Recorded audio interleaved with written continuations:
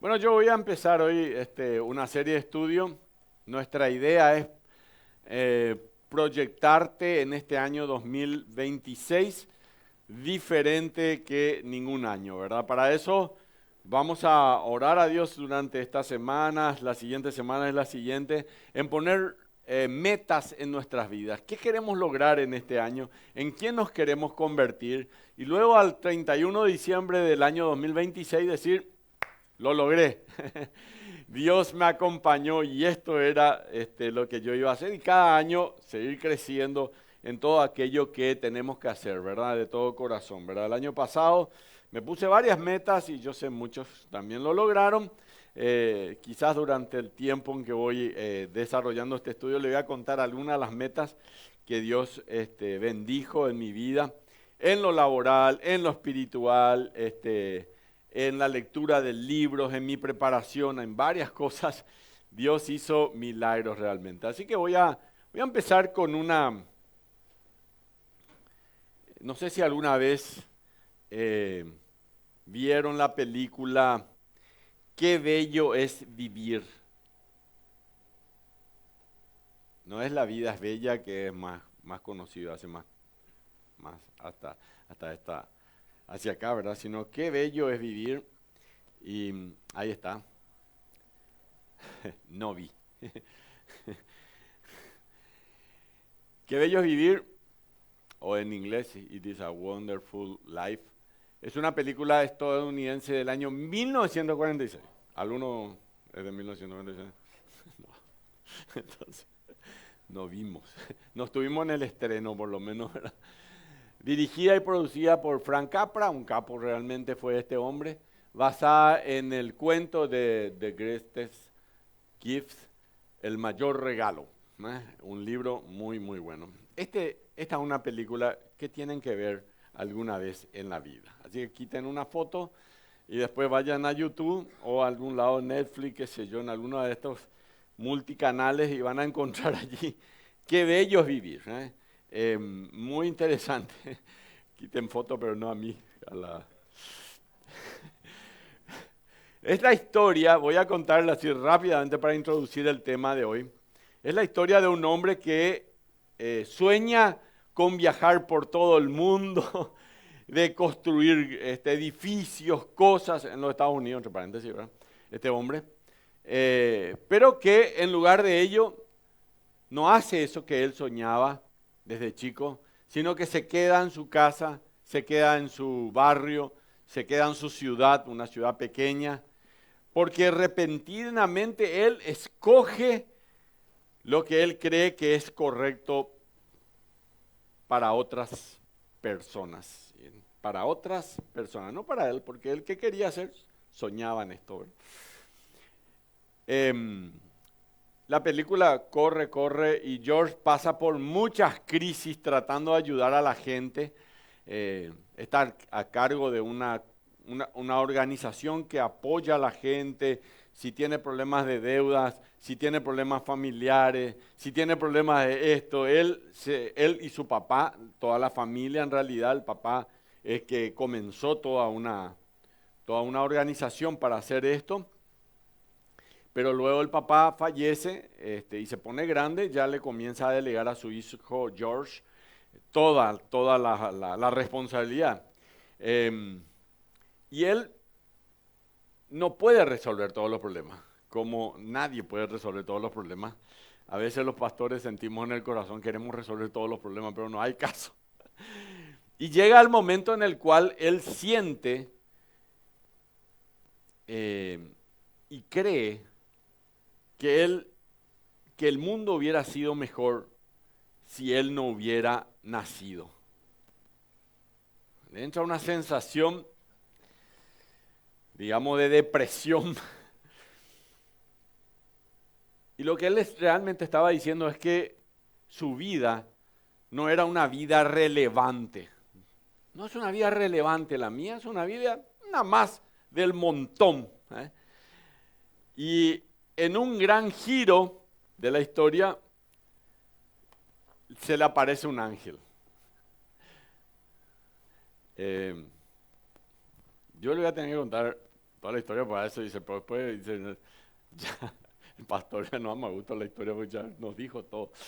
Pero bueno, no iban a ver si es que yo no le decía. Así que todos están ahí esperando la serie de, no sé, el viaje a las estrellas o una de esas series de Spider-Man número 9, por ahí, no sé cuánto ya da a ver. Pero esta no iban a ver. Así que bueno, sigo. Entonces, él estaba así deprimido y se va a un puente para quitarse la vida y se queda allí. Tuvo problemas en su casa, con su esposa, le maltrató a sus propios hijos, él se sintió más miserable por lo que hizo, no valgo para nada. Su esposa le dijo, no vales para nada. La gente que estaba por ahí le dijo, no vales para nada. Y él se convenció, yo no valgo para nada. Y coste que no se había dado cuenta él de cómo realmente él era importante para muchas personas. Así que se fue, estaba ahí enfrente a un puente, no valgo para nada, estaba allí. De repente ve a otro hombre también, igual, enfrente al puente. Y de repente ve que ese hombre se tira ya, ¿verdad? ¿Y qué hace él? Se tira para salvarlo y lo salva. Él se iba a matar, terminó salvándole a otro que se estaba por matar. Y luego este hombre que se tiró era un ángel llamado Clarence. Así que Clarence, ya estoy en al final de la película, todo lo demás van a tener que verlo ustedes para entender la trama. Así que Clarence le dice, yo soy un ángel, pero no tenés alas. Le dice, sí, ya sé, no tengo alas porque los ángeles vamos creciendo y después nos salen alas. Le dice, no ahora. Y una explicación de todo muy cómica. Es una película cómica, entre paréntesis, se van a reír también, no es que es así nomás. Y Clarence, finalmente él comienza a creer que es así realmente. Y él le dice, mira, el mundo hubiera sido mejor si yo no hubiera nacido. Y le dice él entonces, bueno, me parece muy bien tu idea, pero el Clarence, que era el ángel, era re cómico, le dice, está muy bien tu idea, pero bueno, vamos a ver cómo sería el mundo si es que vos no hubieras nacido. Y entonces comienzan él a ir a los lugares de siempre. Por ejemplo, se va a su casa donde está su esposa y sus hijos, y desde luego, si él no nacía, no iba a haber esposa, y no había hijo y no había casa. Así que se fue, encuentra una casa toda en ruina. Esto debería ser mi casa. Acá era mi casa. No. Vos no naciste, le dice, ¿cómo va a estar tu casa acá? Y después se va a un lugar donde él se solía ir a tomar unos tragos así, entre amigos, en realidad es una película de 1946. O sea, había unas cervezas y unas cosas así, ¿verdad? No había tanto problema. Y entonces ve que el dueño no era el dueño, era una persona fastidiosa, mala, realmente. Él dice, ¿dónde están los amigos? ¿Dónde están esto, aquello? Y le dice, vos te estás volviendo loco. ¿Quién es su amigo? ¿Qué nada? Nadie te conoce a vos. Él no había nacido, ¿verdad? Entonces nadie te conoce, ¿verdad? Así que él comienza a darse cuenta de que todas las cosas que él había hecho que esa ciudad, ese barrio, esas personas hayan cambiado. Entran entre esos un hombre que era un hombre que hacía medicina en un laboratorio para hacer medicamentos, ¿verdad? Y entra él y borracho, entre paréntesis, a esa misma lugar y le echan de ahí. Y le dicen, pero ¿por qué si el doctor fulano, por qué le echan al doctor, por favor? ¿Por qué hacen esto? Bueno, le dice, usted no sabe quién es él. Él hizo un medicamento que mató a varios niños. Y entonces por eso lo echamos. No, pero él no hizo eso. No es cierto, bla, bla, bla, bla, ¿verdad?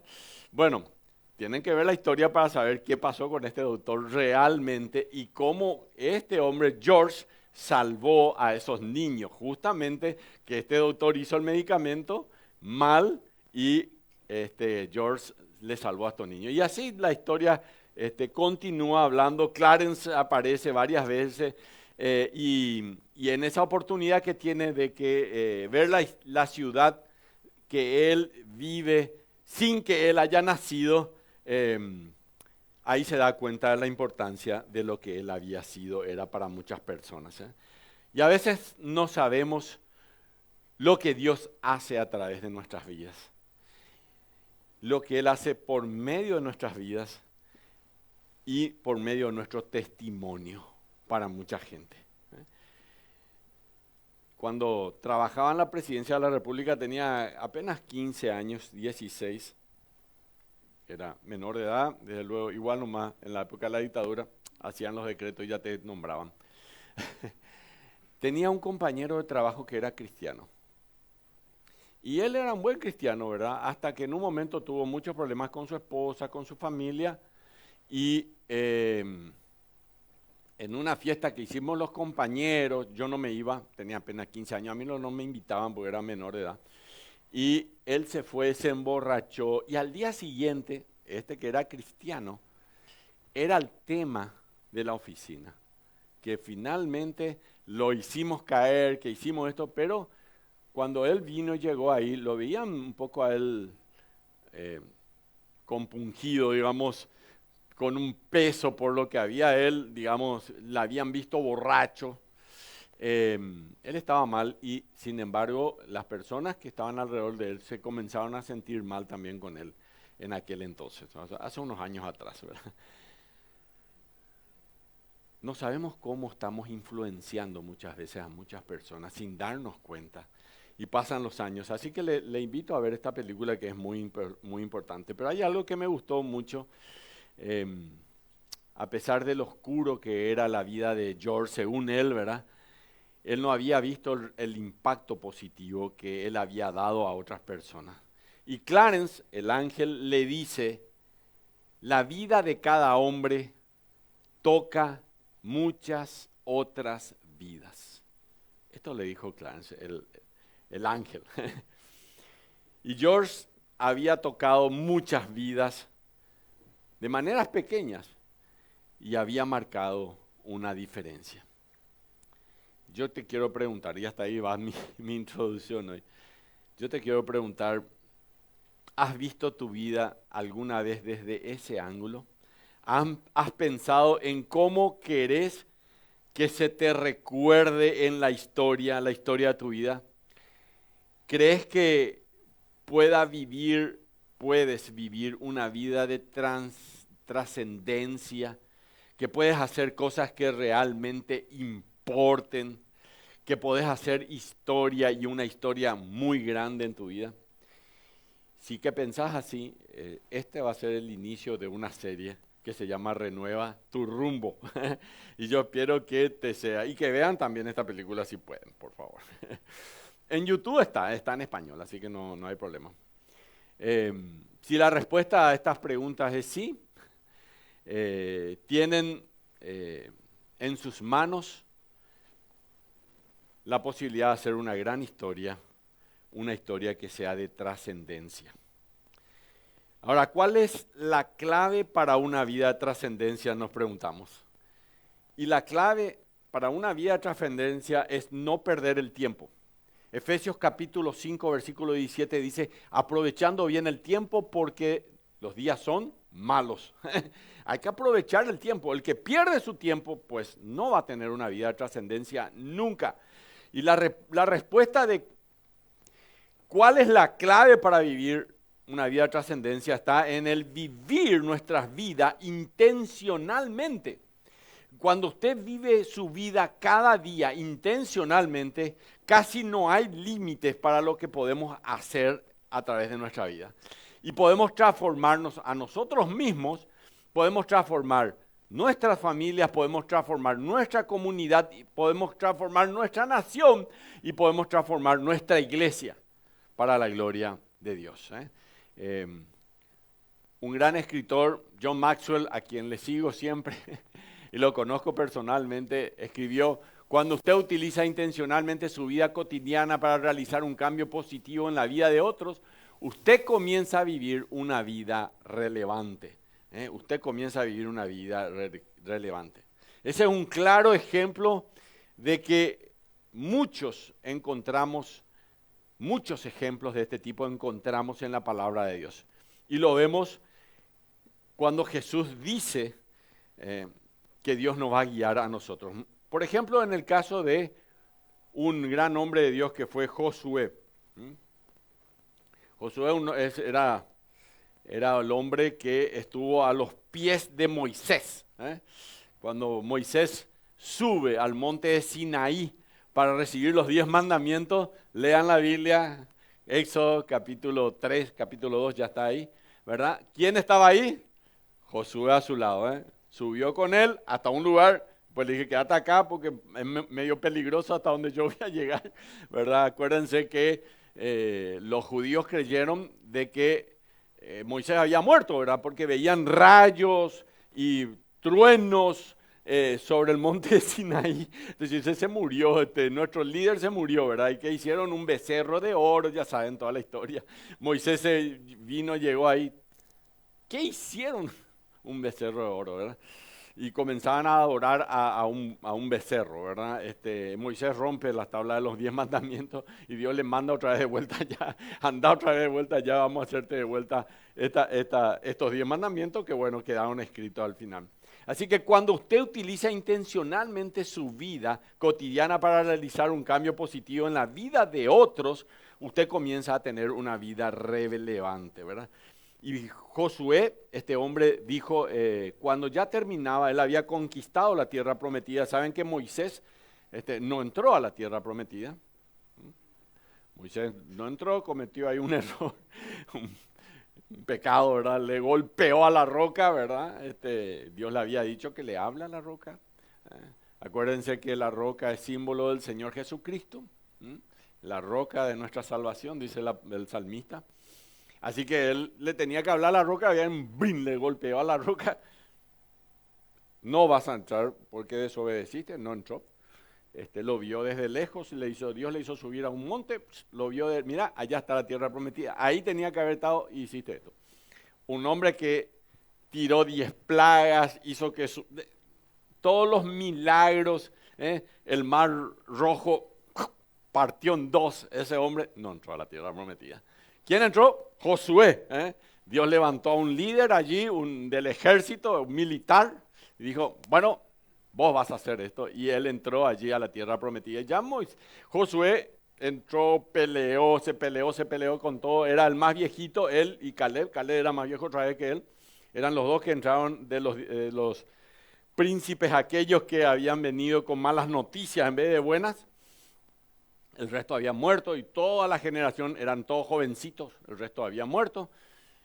Josué ya en el capítulo 24 del libro Josué estaba cansado de ver las cosas que veía. Dios había sido maravilloso, Dios había hecho milagros y ellos todavía seguían adorando a otros dioses. Ellos todavía tenían ahí guardadito una estatuita, ellos todavía hacían rituales extraños, Dios mío. Recién Dios vio, el poder del Señor se había visto ahí, pero ellos igual seguían haciendo esto. Y al final le reúne al pueblo Josué. Dije, bueno, voy a hablar por última vez, quizás ya estaba por los 80, 90 años este hombre. Y dice, si mal os parece servir a Jehová, escogeos hoy a quién sirváis. Si a los dioses a quienes sirvieron vuestros padres, o sea, su papá ya tenía un problema con esto, cuando estuvieron al otro lado del río, Jordán, el río Jordán, o a los dioses de los amorreos en cuya tierra habitáis, le tenían que haber destruido, pero le dejaron con vida. Pero yo y mi casa, dice Josué, serviremos a Jehová. Y este es el ejemplo de alguien que vive intencionalmente su vida. Y además impulsa no solamente al pueblo, a su casa, a su familia. Yo y mi familia, mi propia familia, serviremos a Jehová. Miren, empezar así una vida, empezar así, me hace recordar cuando hace 39 años me casé con Aide, ¿verdad? Nosotros habíamos dicho, yo y mi casa serviremos a Jehová. ¿Y saben cuál es la gran diferencia? Yo les quiero contar rápidamente aquí. La diferencia entre las buenas intenciones y vivir intencionalmente. ¿Vivo en la tierra de las buenas intenciones o en la tierra de vivir intencionalmente? ¿Verdad? En la tierra de las buenas intenciones hay deseos, hay anhelos. Algún día voy a hacer esto, algún día voy a hacer aquello, fantasías. Espero que me suceda. Hay emoción capaz, o alguien debería hacer esto mejor que yo. Y es pura supervivencia. Pero en la tierra de los que viven intencionalmente hay acción, hay propósitos, hay estrategias. El día de hoy es importante, hay definiciones en su propia vida, hay disciplina, yo lo voy a hacer, yo quiero llegar al éxito, yo quiero salir adelante. Es una vida relevante, es una vida de resultados, es una vida de realización, es todos los días tener una vida relevante, es dar seguimiento continuamente con iniciativa, hacer hábito de hacer esto, es un estilo de vida, lo hago, la trascendencia. Y al ver esta lista, poder ver por qué las buenas intenciones por sí solas nunca te van a llevar a la trascendencia, nunca. Solamente las buenas intenciones no. A veces somos un mar de buenas intenciones, pero no llegamos a nada, no llegamos a nada.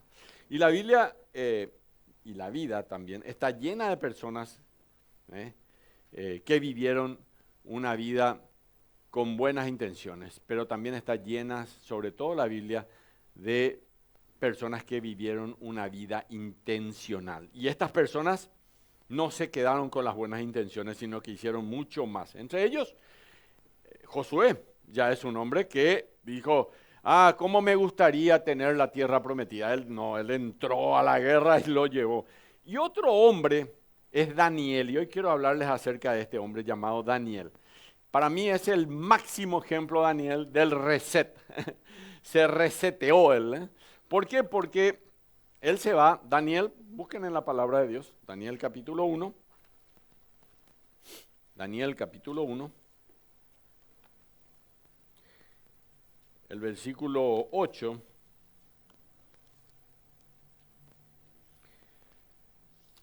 dice Daniel 1,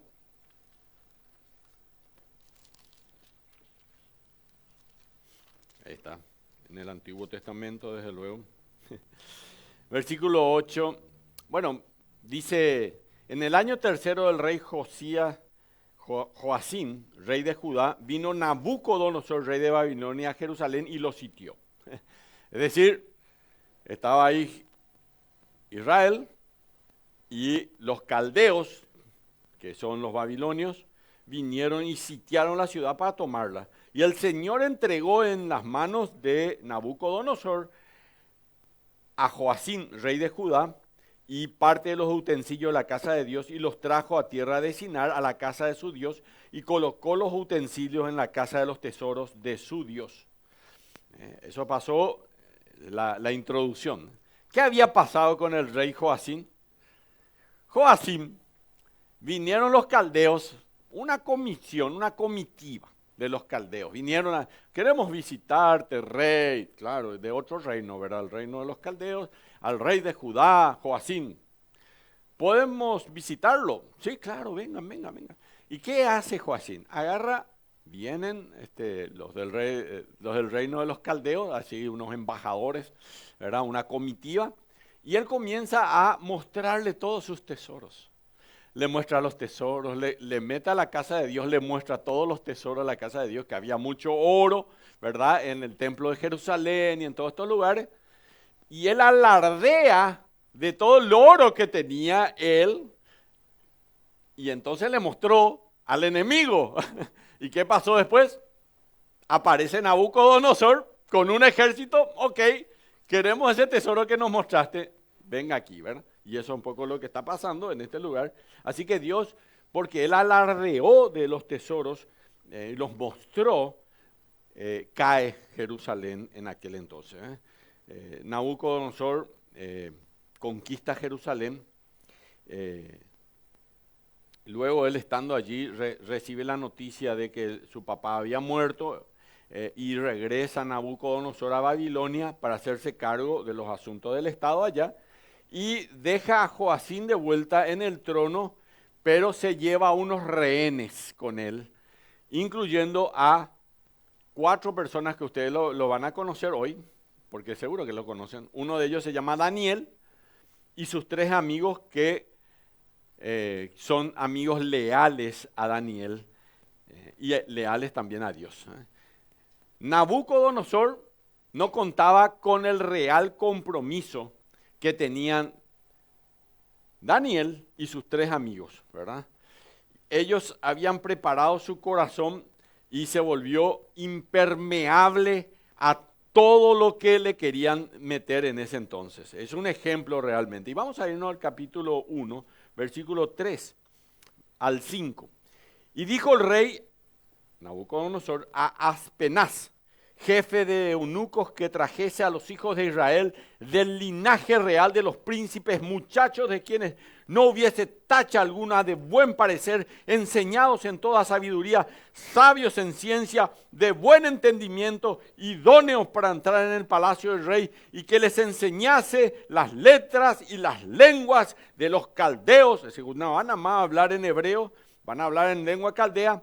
Y se señaló la ración de cada día de la provisión de la comida del rey y del vino que él bebía, y que los criase 3 años. Esta es una meta de 3 años, para que al fin de ellos se presentase delante del rey. Y durante estos 3 años Daniel y sus amigos estuvieron sometidos a un trabajo de adoctrinamiento.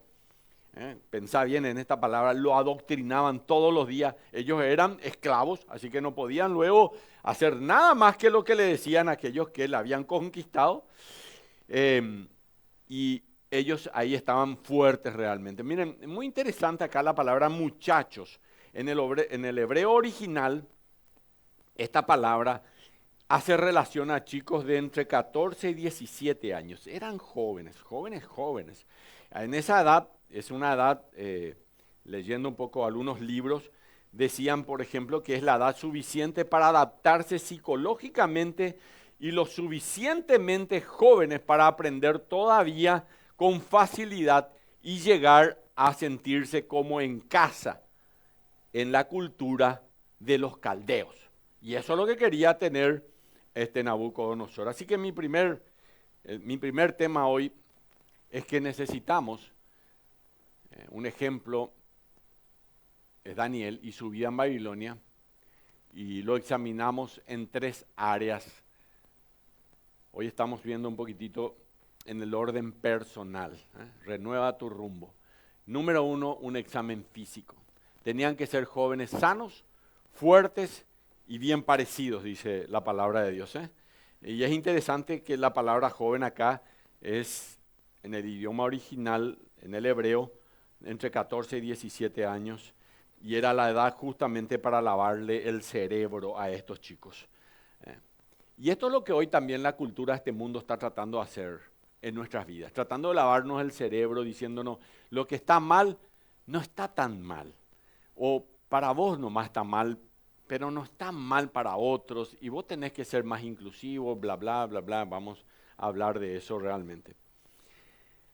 Dice sanos, fuertes y bien parecidos. Así dice. Dice la Biblia, de quienes no hubiese tacha alguna, de buen parecer y enseñados en toda sabiduría. Versículo 4, Daniel capítulo 1, por los que tienen abierto la Biblia en ese lugar. Y yo quiero decirle algunas cosas que es muy importante. Eran chicos muy saludables, no tuviesen tacha alguna, eran personas que tenían bien las piernas, la cabeza, ¿verdad? Le iban a enseñar cosas, así que su cabeza debería estar bien. La salud nos da fortaleza. Quiero hablarle unos minutos, ¿verdad? Porque el tema acá es un examen físico. Lo primero que le hicieron a Daniel fue un examen físico. Querían a alguien así fuerte. 3 años vamos a invertir con ellos, vamos a darle comer todo lo que realmente les fortalezca, así que sí. No soy un experto en salud, no soy, ¿verdad? Mi esposa, que todos saben es nutricionista, ella sí es una experta en eso.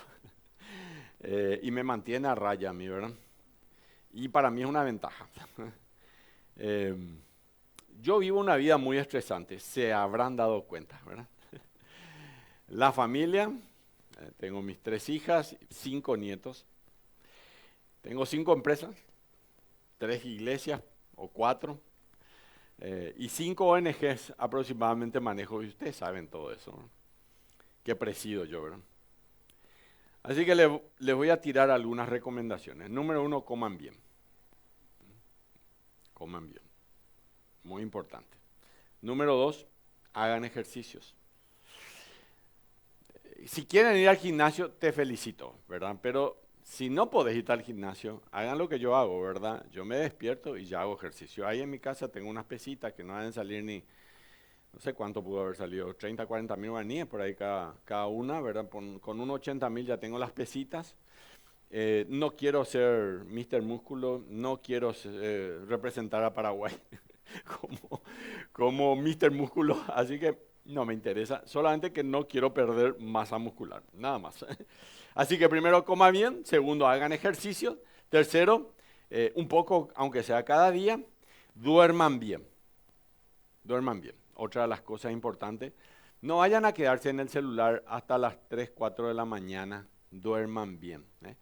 Yo quiero decirte algo.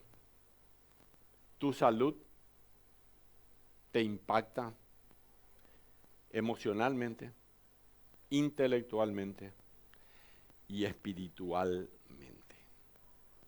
Sos débil espiritualmente cuando tenés problemas de salud. Sos débil. Así que te impacta espiritualmente. Sobre todo cuando te estás jugando en las redes sociales y cosas así hasta muy tarde en la noche. Quiero que sepan que vas a vivir con ese cuerpo toda tu vida. No hay otra. No te puedes cambiar de cuerpo, no hay forma. Entonces cuídalo, ¿verdad? ¿Es bueno fumar y quedarse despierto toda la noche? No. Y un caballo de carrera, ponerle que un caballo de carrera que puedes ganar muchos millones de dólares, vos no le dejarías fumar ni pasarse despierto toda la noche, ¿verdad? Porque al día siguiente no ganaría ninguna carrera. Y si no vas a hacer con tus animales, ¿por qué haces con tu cuerpo? Y es más fácil, señores, escuchen lo que les voy a decir, mantener una buena salud que recuperar su salud. Hace que no sean arrogantes sobre su salud. Porque muchos dicen, a mí no me va a pasar nada, ¿verdad? Yo puedo tomar 3, 4 vasos de alcohol y yo no me voy a emborrachar. O 7 cervezas y a mí no me va a pasar nada. Y sí, capaz no te pasó nada. Está bien la primera vez, la segunda, pero no sean arrogantes, ¿verdad? Me preguntan, yo no tomo ningún solo vaso, ¿verdad? Ya saben, ¿verdad? La palabra de Dios dice que los borrachos no heredarán el reino de los cielos, así que si quieren heredar el reino de los cielos, pues tengan cuidado con las bebidas alcohólicas, con respeto, ¿verdad? No sean arrogantes con su salud. Una cosa más que a mí me hace bien siempre es reírme de mí mismo. Eso habla de mi madurez. Porque si yo me río de mi disparate, porque cada cosa estúpida también que hago, hace que yo no tenga estrés. Porque cuando fallo o me pasa algo, hago una estupidez, no mala, gracias a Dios, ¿verdad? Pero a veces tenía que haber tomado una decisión, tomé otra. A veces me crea un estrés y eso se convierte en ansiedad en mi vida. Quiero decirte algo para terminar esta parte. No vayan a estar entusiasmados mucho de su bosquejo, es mucho más largo, así que podés comenzar tu buena salud hoy para poder crear un nuevo final. Porque sí, como estás ahora, cuando llegue a mi edad, tu final va a estar en otro lugar. Así que en primer lugar, hacete, así como acá Daniel, un examen en lo físico, pero en segundo lugar, un examen en lo intelectual. Dice la palabra de Dios que tenían que ser inteligentes en todo el saber, dotados de entendimiento y habilidad para discernir. Daniel 1:4, que les enseñasen las lenguas, las letras y las lenguas de los caldeos, en la literatura babilónica, ¿verdad? Obligatoriamente ellos tenían que tener un coeficiente intelectual bueno. Mira, había un curso de capacitación para que ellos sean así, de 3 años. ¿Bien? Eso dice la Biblia, ¿verdad? Y Daniel propuso que estos jóvenes sean dotados en todo lo que era más difícil de aprender, la lengua caldea. Los caldeos tenían una super biblioteca, pero ellos eran astrónomos, todo bien por ahí, pero también astrólogos, ahí todo mal. Ellos eran muy fuertes en la astrología, arquitectura y también en la religión, sobre todo en sus religiones, ¿verdad? Paganas, ¿verdad? Sabemos que en la zona de Babilonia, desde luego, se hizo la torre de Babel. Desde luego ellos querían ser más grandes que dioses y llegar hasta allá arriba, y bueno, no iba a pasar eso, ¿verdad? Así que la historia nos habla de las bibliotecas babilónicas que existían en esa época, en la zona de Caldea o en Babilonia, que estaban todos asociados a magia y adivinación. Y Daniel y sus 3 amigos iban a recibir una educación en un entorno altamente sofisticado, pero profundamente pagano. He hablado con varias chicas, sobre todo mujeres aquí en la iglesia, que han seguido psicología. Muy bien, porque se necesitan psicólogos que sean cristianos, se necesita. Bien por ahí. Pero tengan cuidado, le digo yo siempre, porque la filosofía que te meten en psicología muchas veces no es conforme a la palabra de Dios, sino contraria a la palabra de Dios. Y cuando vos aprendés más de la psicología, aprendés más de la Biblia, porque ahí vas a entender que eso está completamente contrario a la palabra del Señor. Así que para eso es muy importante, cuando te enfrentas a todo este tipo de cosas, tener valores. En tu examen intelectual es muy importante tener valores, porque los valores te van a encauzar, Cuando te quieren desviar, te van a encauzar. Y acá a Nabucodonosor le quería desviar de su fe y quería llevarlo a los dioses de los caldeos. Mira, tenés que tener valores. Detrás de cada día, detrás de cada vida, hay principios que nos moldean. Y estos principios son nuestros valores. Los valores son fundamentales, escuchen lo que le voy a decir, para el éxito en tu vida, en todas las áreas de tu vida. ¿Y cómo funcionan? Funcionan como un ancla en medio de las tormentas de la vida. Cuando vos tenés valores, decir, yo prometí eso y yo voy a cumplir mi promesa, a pesar de que la otra persona, a pesar de quien está frente mío, a pesar de lo que ellos están haciendo, yo voy a cumplir mi promesa. Entonces los valores es un ancla en medio de la tormenta. Pero los valores también son un amigo fiel. Ese amigo está dentro tuyo.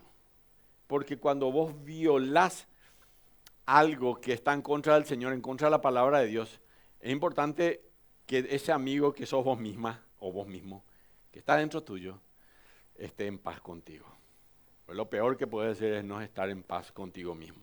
Y en tercer lugar, los valores son una estrella del norte, porque guían tu vida, son cruciales en la vida para cualquier tipo de éxito. Y tienen que tener valores. Yo tengo una lista de valores. Primero, valoro mucho mi actitud, porque mi actitud siempre me da nuevas posibilidades. Valoro mis prioridades porque me enfocan. Valoro mi salud porque me da fortaleza. Valoro mi familia porque me da estabilidad. Valoro mis pensamientos porque me da ventaja. Valoro mi fe porque me da paz. Valoro mis relaciones porque me dan satisfacción. Valoro mi fe, valoro mis relaciones, pero también valoro mi generosidad muchas veces porque me da trascendencia. Y valoro los valores porque me dan dirección. Y valoro mi crecimiento porque me da potencial. Mi vida normalmente se centra en 3 áreas principales: mi familia, Quiero tener una vida creíble para mis hijas. Acá está Sandra. Para mi esposa. Quiero tener una vida creíble para que ellos también acepten mis valores. Mi trabajo. Y en mi trabajo trato de influenciar a la mayor cantidad de personas posible en el menor tiempo posible, porque el tiempo pasa. Y valoro también mi persona, porque quiero morir con la satisfacción de haber servido a Dios y a los demás. A los 18 años decidí servir al Señor. También decidí seguir ingeniería en informática. Me hice ingeniero y a la vez, a los 25 años, los pastores que eran mis pastores me nombraron pastor, ¿verdad? Y a los 18 años decidí ser un hombre de Dios, porque deseo estar siempre en el centro de la voluntad de Dios. Y ese es el lugar en donde Dios prospera. Si vos no estás en el centro de la voluntad de Dios, no vas a ser prosperado. Yo te voy a decir, porque pasé tantas cosas que lo digo porque entiendo que es así. La otra cosa que decidí a los 18 años fue desarrollar mi potencial al máximo, lo mejor que pueda. No permitirme ser perezoso en lo espiritual o emocionalmente, sobre todo respecto a las personas perdidas, sin Cristo, sin fe y sin esperanza. Y en tercer lugar, decidí ser un líder espiritual, porque Dios es mi ídolo, no tengo otro. Dios es mi ídolo, Jesús es mi modelo y la Biblia me da dirección. Hay una vieja música que dice, solo se vive una vez. Por ahí bailan algunos. Hagan que si una sola vez se vive, que valga la pena. Amén. Eso del baile no. Así que, en tercer lugar, vamos a hacer también lo que vemos en Daniel, es un examen social. El rey esperaba que estos jóvenes que iban a servir luego en el palacio real, de 15, 16 y 17 años, estén sirviendo cerca del rey. Daniel capítulo 1, versículo 5 dice, entonces él le señaló, el rey, ración para cada día de la provisión de la comida del rey y del vino que él bebía, y que los criase 3 años para que fuesen ellos, luego se presentasen delante del rey, ahí ya como parte de aquellos que le servían. Así que deberían ser jóvenes de buen porte, tenían que ser jóvenes con buenos modales y tenían que ser jóvenes que tengan una personalidad atrayente, atractiva, para moverse bien en el ambiente aristocrático y no avergonzarle al rey. Y quiero que entiendas que las relaciones te dan satisfacción. Prácticamente todas las cimas a las que llegué en la vida y los valles también por donde estuve, nunca estuve solo. Siempre alguien estaba a mi lado y siempre alguien me ayudó y siempre alguien estuvo allí para soportarme. Entre ellos mi esposa, ¿verdad? Sobre todo ella. Una de las mejores cosas de la vida es tener relaciones sólidas. Aquellos que son avaros en la vida no disfrutan de muchas cosas, pero las personas que aman a las personas, esas personas se divierten mucho más y realmente tienen un mejor pasar. Generalmente llegan más lejos que las otras personas. Y el éxito en la vida depende de que también le agrades a las otras personas. Así que nadie va a ganar fama, nadie va a ganar reconocimiento en la vida solamente porque él cree que él merece un reconocimiento. Si alguna vez quieren leer algo sobre esto, lea un libro escrito por un cristiano también. Dale Carnegie escribió un libro que se llama Cómo ganar amigos e influenciar a las personas. Y él escribió una frase en ese libro que dice, para ser amigos, uno primero debe ser amigable. Fácil, ¿verdad? No necesito leer un libro para entender eso, ¿verdad? Pero decía él. Y él decía que para mantener relaciones sólidas, primero, adjudicarle un alto valor a las personas. ¿Ok? Eso quiere decir que tenés que esperar lo mejor de todos. Segundo, tenés que aprender a entender a las personas. Las personas son inseguras, así que dale tu confianza.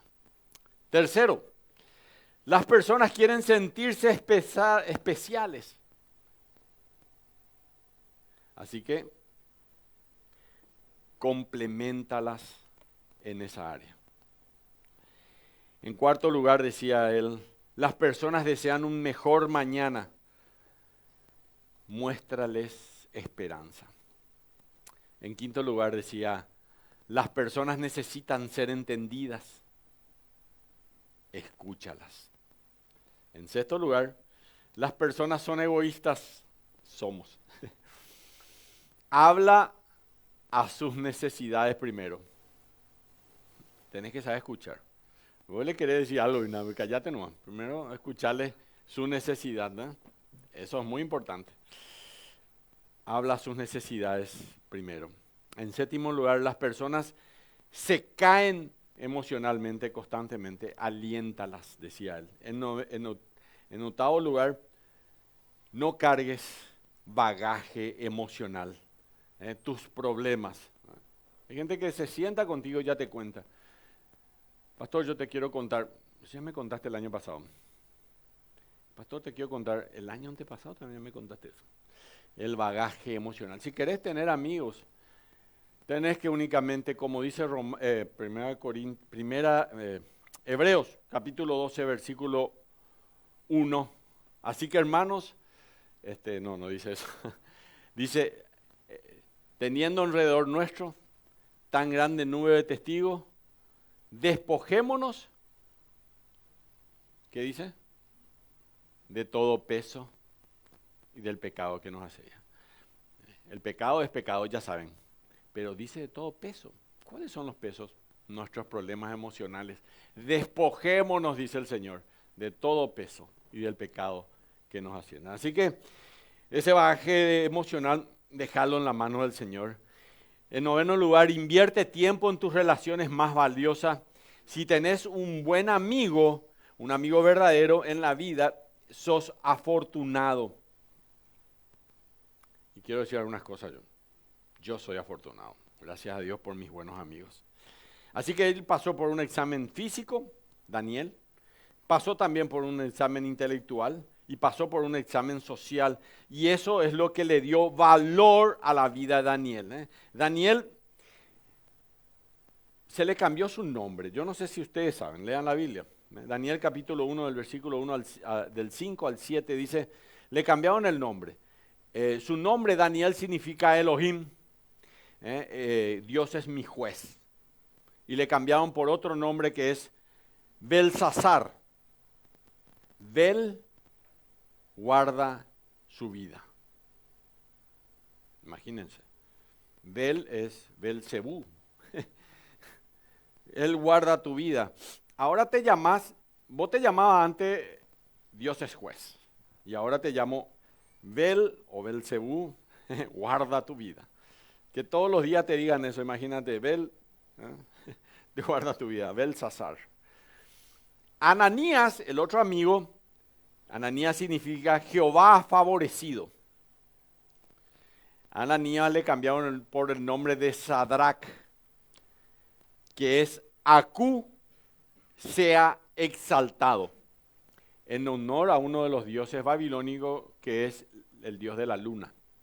Así que él antes se llamaba Jehová favorecido y ahora en ese lugar le llamaban Sadrach, que significa dios de la luna. A Misael significa ¿quién como Dios? Le llamaban Mesac, Sadrach, Mesac. Y el tercero, ¿qué significa Mesac? ¿Quién como Aku, otro dios de los babilonios, Misael? Y por último, le cambiaron el nombre a Azarías, que era el tercer amigo de Daniel. Jehová es mi ayudador, significa Azarías. Y le cambiaron por Abednego, el siervo de Nebo, en honor al segundo dios más importante de Babilonia, que era Nebo. Imagínense lo que habían hecho con eso. ¿Por qué todos estos cambios? ¿Cuál era realmente el... Perdón, vamos a retroceder por favor ahí. Ahí está. ¿Cuál era el objetivo? Todo esto era parte del adoctrinamiento de los jóvenes en la cultura babilónica. Fue intencional. Nabucodonosor no quería simplemente educarlos, quería desarraigarlos de sus condiciones culturales previas y transformarlos completamente en babilonios. Daniel 6:10 dice que cuando Daniel supo que el edicto había sido firmado, entró en su casa, Daniel 6, y abierta su ventana en su recámara, que daba hacia Jerusalén, se arrodillaba 3 veces al día, Daniel 6:10, estoy leyendo, y oraba y daba gracias delante de su Dios como lo solía hacer antes. Nabucodonosor le cambió los nombres, pero no pudo cambiarle a Daniel su naturaleza. Y aunque mucho en la vida de Daniel probablemente se había incorporado a cierta cultura babilónica, su corazón permanecía centrado en el Dios que estaba en Jerusalén. Así que es posible mantenerte firme. ¿Y cómo le fue posible a Daniel? Daniel 8:1 hay un famoso versículo, dice, en el tercer año del reinado del rey Belsasar, me apareció una visión a mí, Daniel, Dios, después de aquella que me había aparecido antes. Dios hablaba con Daniel y Daniel hablaba con Dios. Y él estaba sumergido en medio de los problemas, pero Dios seguía ahí. Tal vez Daniel se repetía todos los días, este no es mi hogar, esta no es mi cultura, esta no es mi forma de vivir, estas no son personas que aman a mi Dios, yo no quiero ser uno de ellos nunca. Y eso fue importante para mantenerse firme en el Señor. Así que ya a esto se refiere realmente la palabra de Dios en este pasaje. Tal vez todos los días se repetía esto, y esto Daniel propuso en su corazón, no contaminarse, y quiero que escuchen bien esto. Sin importar lo que eso significara, sin importar lo que eso costara, Daniel dijo, no importa, yo voy a servir a Dios. Y sabemos cómo sigue la historia. En el horno de fuego fueron lanzados sus amigos. En la fosa de los leones le tiraron a Daniel. Y nada de eso le hizo cambiar su compromiso delante de Dios. Un escritor escribió sobre Daniel, David Jeremiah, que es muchos libros, yo leo sobre él también. Es un buen escritor cristiano. Daniel dice, vivió para ver a Ciro, el líder medo-persa, primero a Nabucodonosor, luego a Ciro, el líder medo-persa, conquistar Babilonia en octubre del 539 a.C., aproximadamente 66 años después de que Daniel había sido capturado. En esta época Daniel probablemente tenía más de 80 años de edad y había vivido una vida piadosa en la esfera pública durante casi 70 años de su vida. Sobrevivió a algunos de los reyes y reinos más poderosos del mundo. Él pasó por 4 reyes, Daniel, y seguía él siendo parte de aquel reinado. Entonces, el mensaje que nos da Daniel no es que Dios va a quitarnos de toda opresión de nuestra vida. Imaginen 70 años después, él todavía estaba en cautiverio. Más bien, este relato sirve para que como una promesa de Dios, nosotros como hijos de Dios sepamos que tenemos la victoria y que nos podemos mantener sí, firmes en medio de las circunstancias más difíciles de la vida. Amén. En cada época Dios busca gente así. Así como lo usó a Daniel en su momento, Dios va a usar, y a sus 3 amigos, Dios va a usarte a vos ahora. Conclusión. Vamos a la conclusión. Cambien a la conclusión porque ahora ya no anda mi señalador por alguna razón. Pueden pasar ahí arriba al siguiente, por favor. Tenemos que ser conscientes de nuestro legado. Ya un segundo nada más. Presten atención, en la conclusión es muy importante. Tenemos que ser conscientes de nuestro legado sin importar la edad que tengas. Sin importar la edad que tengas. Podés influenciar al mundo hasta que Cristo vuelva, pero para eso va a ser necesario preguntarle a Daniel cómo fue que él logró hacer esto en medio de Babilonia. Entre paréntesis, la semana pasada hablamos de los Reyes Magos, ¿se acuerdan? ¿De dónde venían ellos? Del oriente, de Babilonia, del lugar de los caldeos. ¿En dónde estuvo Daniel? Allí. Y ahí él dejó gente a quien él había influenciado sobre la fe en Dios. Así que estos probablemente hayan sido influenciados por Daniel. Muchos años antes vivió Daniel que Jesucristo, ¿verdad? ¿Y cómo hiciste para lograr esto? Yo le preguntaría a Daniel, ¿cómo pudiste hacer esto? Y esta sería la mejor de sus respuestas. Daniel nos diría así: debes vivir intencionalmente tu vida personal y debes intencionalmente poner hábitos piadosos en tu vida. Esta sería la respuesta de Daniel ahí. Daniel decidió realmente no contaminarse. Daniel, para vivir una vida intencional, vas a primero convicción auténtica. Escucha bien esto: no diluyas tu influencia transigiendo con una sociedad caída. Tenés que tener convicción auténtica. En segundo lugar, ahí está, se requiere compañeros adecuados. Necesitamos amigos con quienes orar. Daniel tenía 3 y ellos lo apoyaban a él. Y Dios tiene esta clase de amigos entre nosotros, aquí en la iglesia, en la universidad, en la familia, en el vecindario. El salmista en el Salmo 119, 63, pueden anotar ahí porque este no está, dice el salmista: compañero soy yo, dice el salmista, de todos los que te temen a Dios y guardan tus mandamientos. Y en tercer lugar, se requiere confianza admirable. Dios nunca entró en pánico, ni reaccionó nunca exageradamente frente a la oposición y a los problemas. En medio de las situaciones que amenazaban la vida de Daniel, Daniel se mantuvo sereno y tranquilo. Daniel puso en práctica lo que dice el Salmo 46:10. Anoten: estad quieto y conoced que yo soy Dios. Seré exaltado entre las naciones, enaltecido seré en la tierra. Y el versículo 1 dice, todos conocen: Dios es nuestro amparo y fortaleza, nuestro pronto auxilio en las tribulaciones.